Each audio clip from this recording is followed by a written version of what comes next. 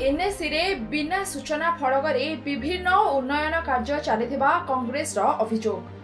भद्रक जिला चांदबाली एनएसी रो 12 number ward रे सरकार को तरफ करा जाउथिबा किछि कार्य बिना सूचना फलक रे करा जाउथिबा एनएसी कांग्रेस अभियोग करिछि।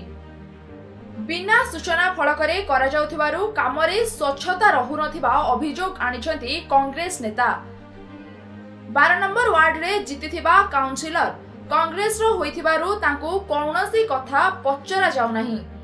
तेबे ए नै 12 नंबर वार्ड रो काउंसिलर को समर्थक एनएससी ऑफिस रे पहुंची अभियोग करिसंती।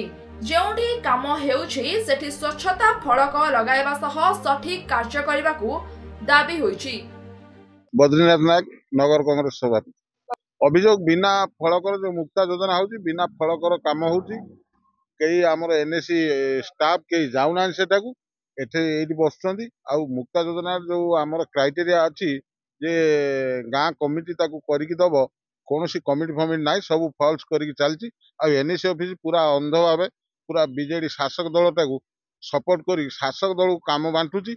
ये आगामी दिन निर्वाचन को आखि आगे रखी ये एनएससी ऑफिस मध्य बीजेडी ऑफिस बर्तमान पलटि बीजेडी रो कर्मी सबू 15टा वार्ड आम सबू जगार मनमुखी काम कर काम बहुत निम्नमान होउछि ताकू आमे संपूर्ण विरोध करतु। आज कहू आगामी दिन आम ये ऑफिस को अचल कर दो।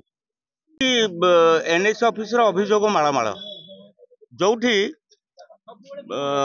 बीजेडी विरुद्ध रे जो एनएससी रे कांग्रेस जीति 12 नंबर वार्ड रे 12 नंबर वार्ड रे संपूर्ण वैमात्रिक मनोभाव नहीं जीति थिबा एनएससी रो जो काउंसिलर तांको उपेक्षित करी एमाने जो एनएससी रे जो माने रहिले से माने अहेतुक अनुकंपा शासक दलर ये बड़पना मान को जो दौरान जहाँ फल एठी जो आमर काउंसिलर अच्छी से काउंसिलर टी संपूर्ण भाव में उपेक्षित होउची।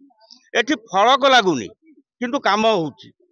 एठी जो कमिटी अच्छी कमिटी माध्यम रे काम दिया होउची जे कमिटीर संख्याधिक मेंबर से मानकर सिग्नेचर बा सहमत देना किंतु काम चली एठी जेई आ जो ऑफिसर माने रहिले से मानको पचारिबारु से माने कहउचंदी जे प्रकृत रे एठी नीति नियम रे होउची।